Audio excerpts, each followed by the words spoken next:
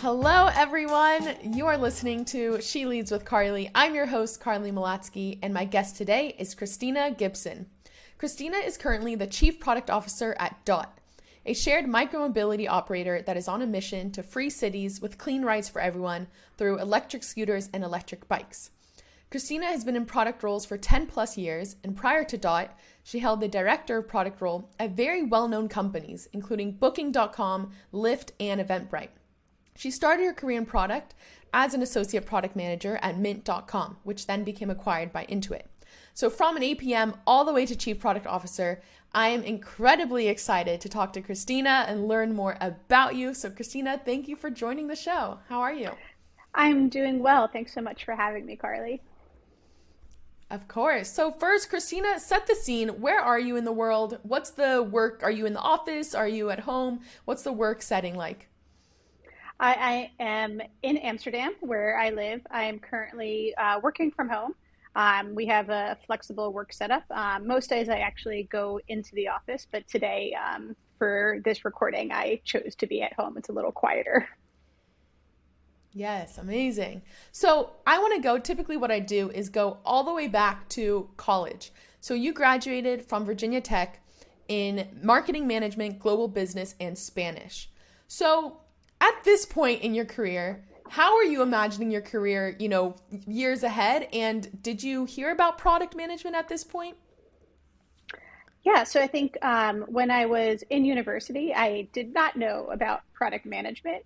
What I did know is that I had ambitions to work internationally. I think from a young age, I was very fascinated about, people and businesses outside of the United States.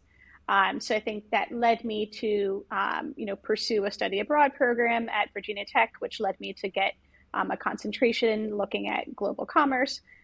So I knew I wanted to land in, a business of some kind. I majored in marketing, but I also spent quite a bit of time in finance and other disciplines. So I was really looking for a well-rounded role. So that led me to just look for essentially like Fortune 500 companies who were hiring at the time. Yeah. So from there, you find Mint.com. Or at this point, was it already Intuit or was it purely Mint? And then you kind of went through the process of the acquisition? Yeah, so I joined Intuit as part of their rotational program. And then later, during my time at Intuit, they acquired Mint and I worked on the Mint product. I see. Okay, so walk me through the rotational program. I know nowadays you have a purely product, associate product management, APM programs where you really go from team to team in a product focused role.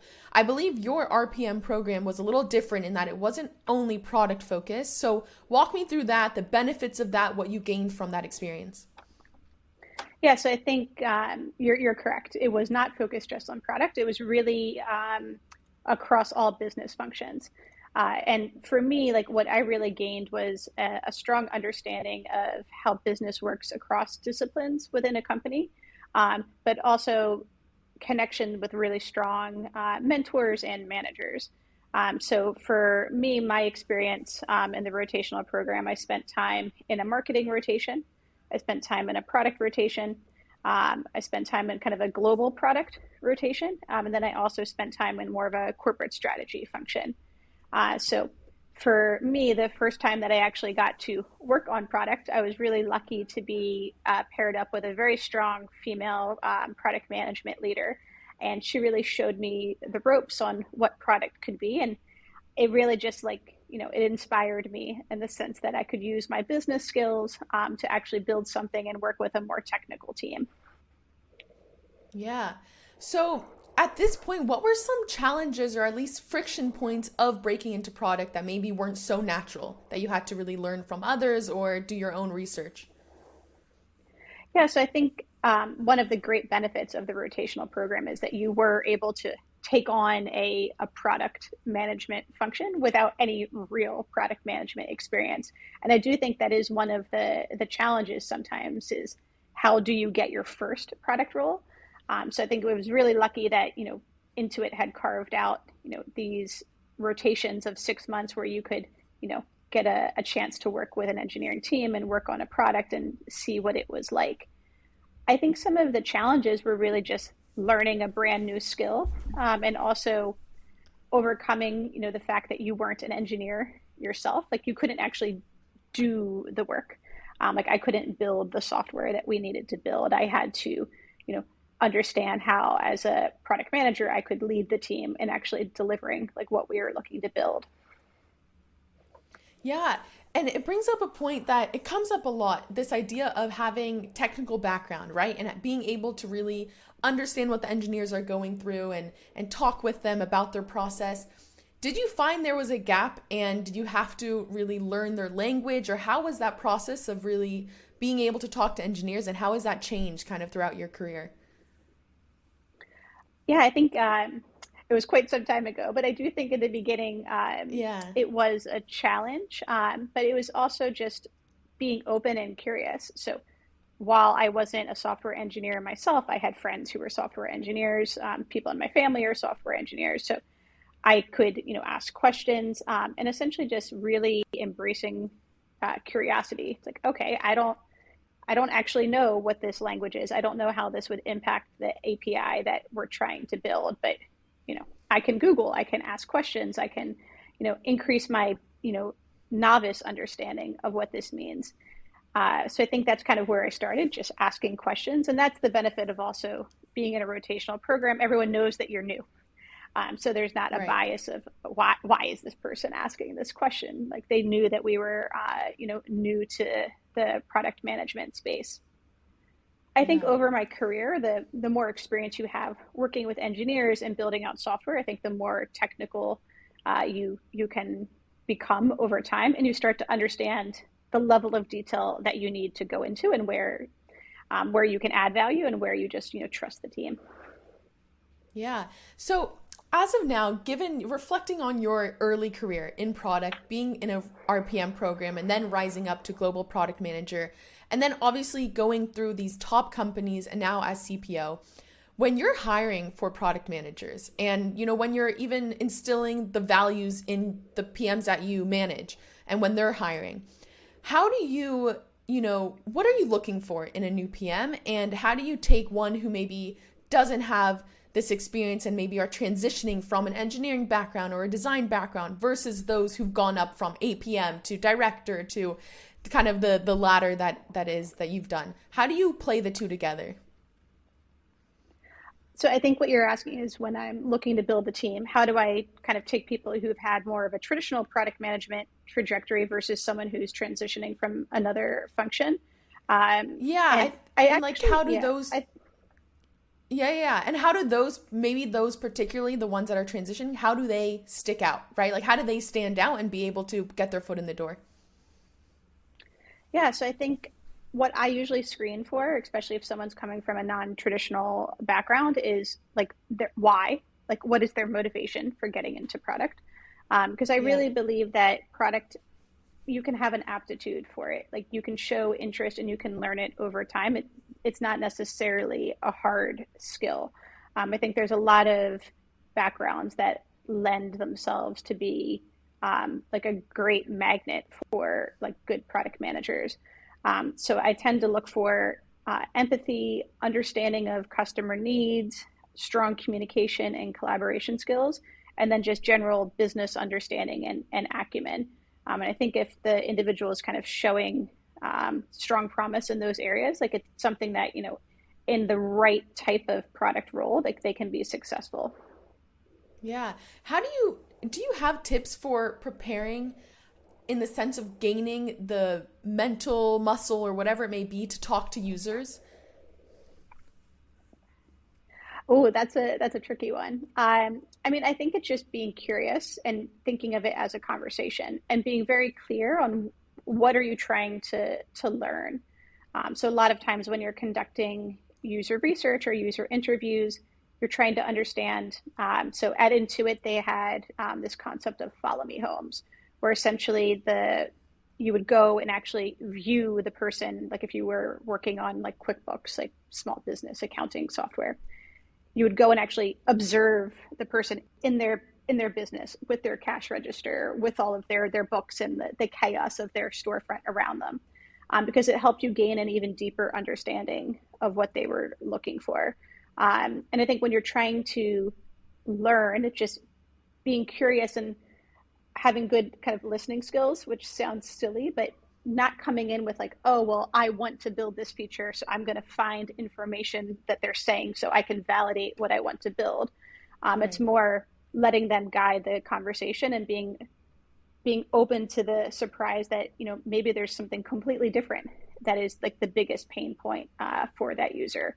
Like I remember when I was working on a feature in my first product rotation, one of the biggest pain points was actually going to the bank. Like the physical act at the time, and this was in 2007, 2008, the physical act that you had to like leave your store, find time in your day to walk to the bank to initiate an international like wire transfer, and that was the most painful thing. It was the time that it took. So it's like, okay, that's actually a different problem than we had thought. Maybe it was something around foreign conversion, like the currency transaction fees that was painful, and it was really just the time. Wow. Yeah. No, it's a great example. So even going into that specific example, right? Like where it's such a trivial thing of just taking someone's time and going to the bank. How do you deal with that? If given, say you're a software product and it's all in the app and things like that, how do you take that back into your team and say, okay, how do we help them solve this issue of walking to the bank? So I think the way that I usually try to take it back to the team.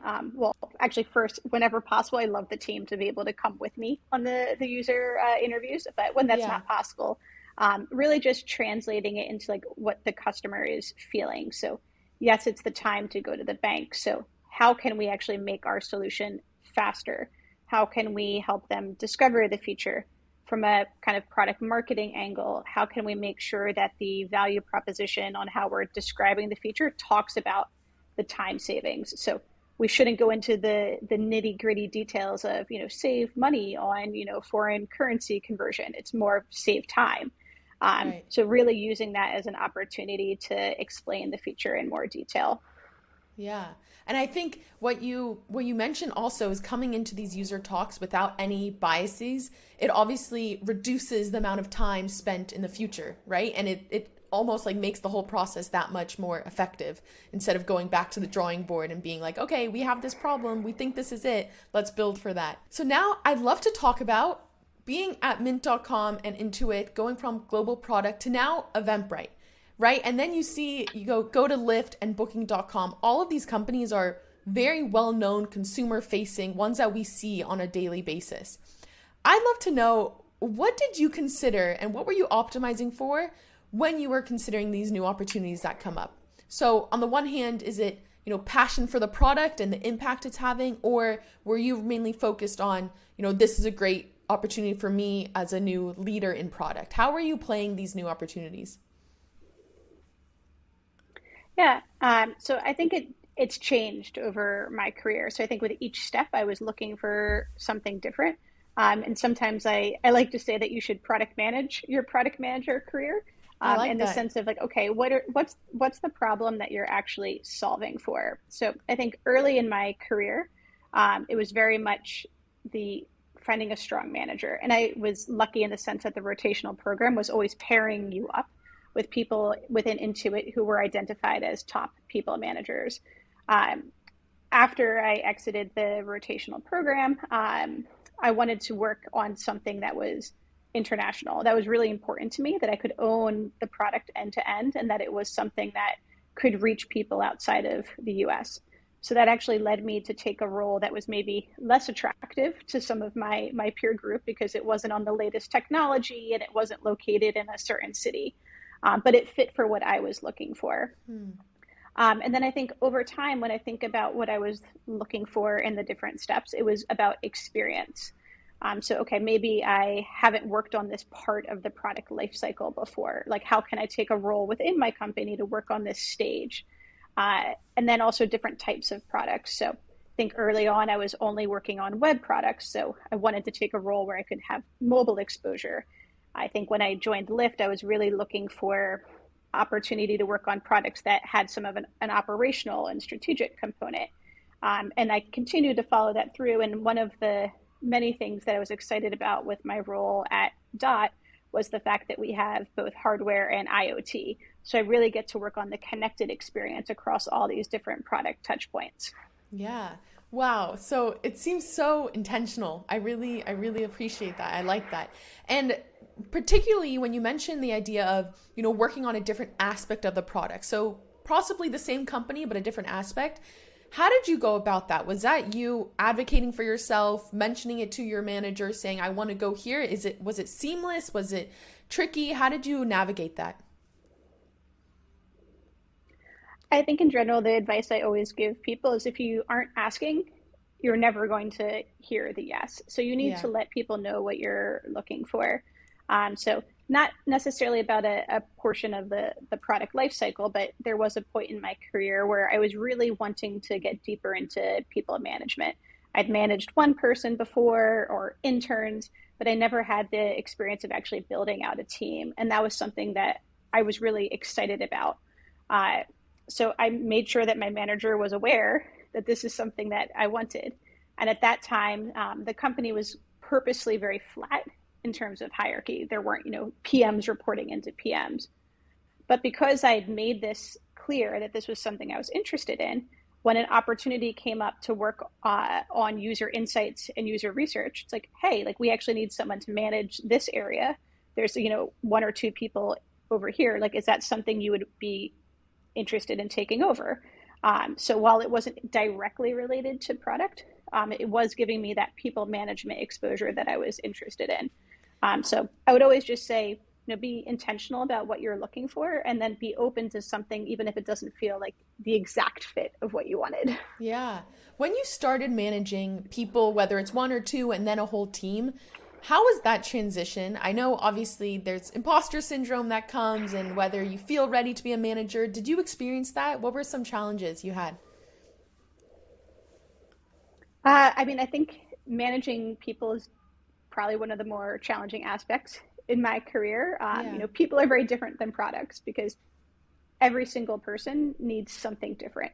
Uh, so I think it's a little bit more of like playing like a psychologist some days to understand like ultimately my job as a product leader is to unlock the potential and help each of my team members deliver the best product work that they can do. That way collectively as a team there's a multiplying effect. Like we're able to do more as a unit than we could do individually.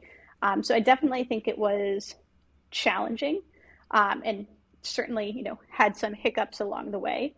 But I was also lucky in the sense that I had established like strong mentors who I could ask for in terms of how do I do this? How do I have some of these difficult conversations if someone's underperforming or they're struggling with a concept?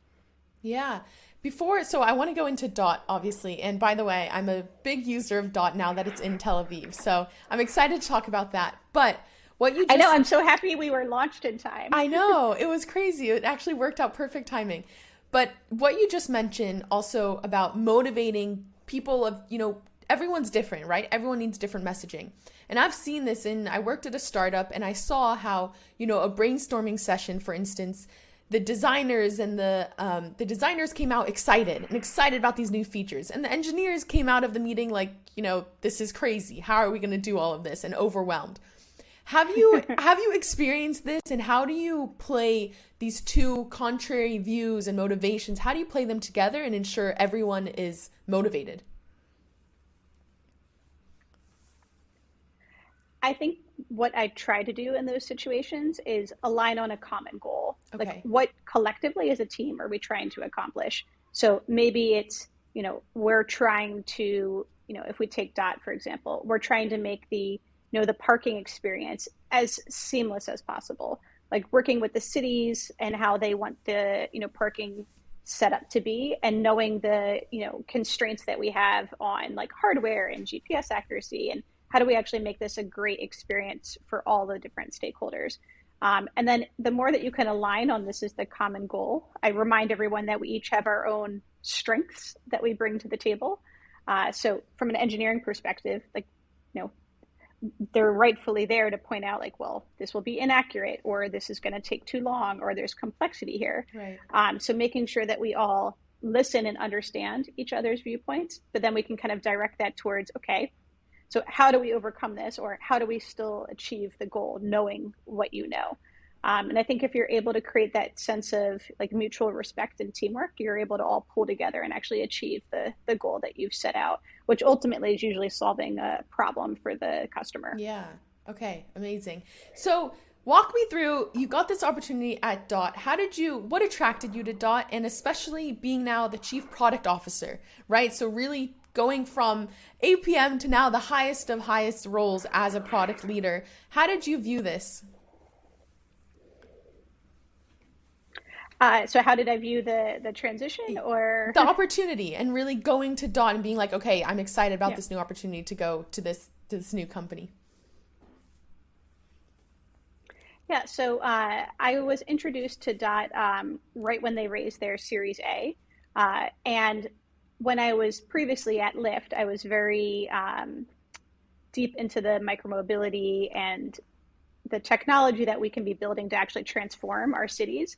And I really loved the space. I actually have, always kind of, even though I took different roles in between, paid attention to what was happening in the industry.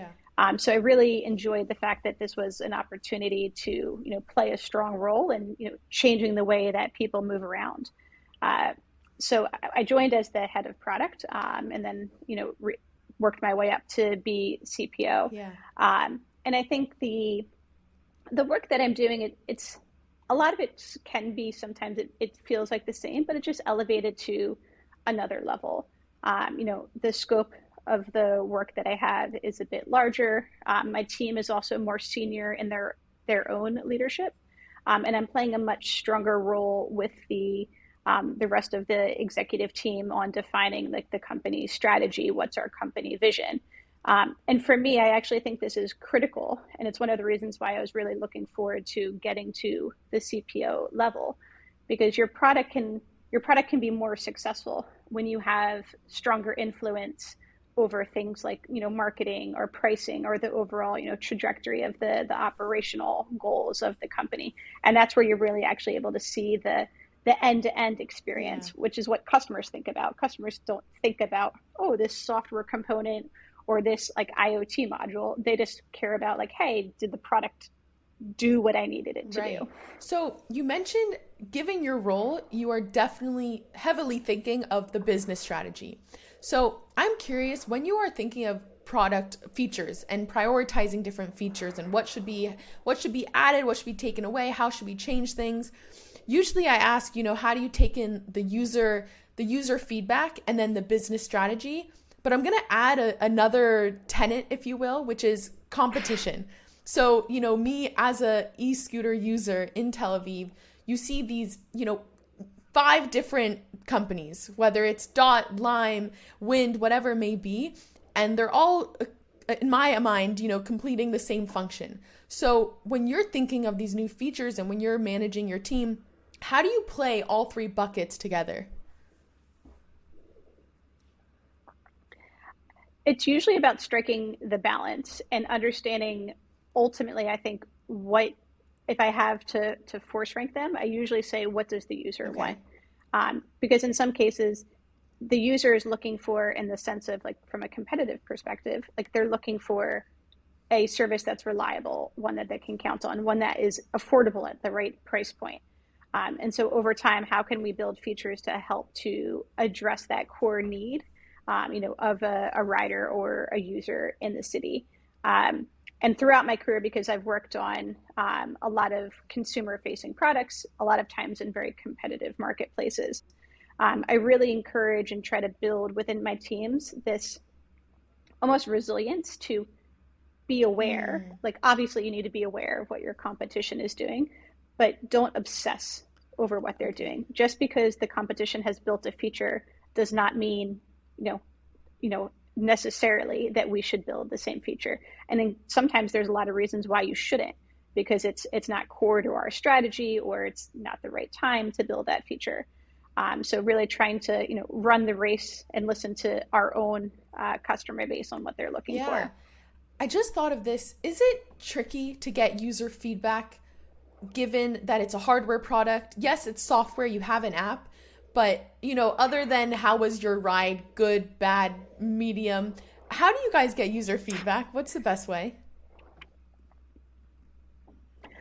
So we have a in-house user research Okay. team. So they're responsible for actually doing qualitative and quantitative methodologies to talk to both the people who are already using Dot, but people who maybe haven't used micromobility before, or maybe they're only using a competitor. So we're actually able to kind of deploy a variety of different techniques to be getting those insights. Okay, cool. And another question about, software, hardware. How do you maintain that excitement to, innovate and think about the next best thing, given that hardware, it's obviously harder to innovate and add new features and add a helmet to every scooter or something of that sense. How do you maintain that almost spirit?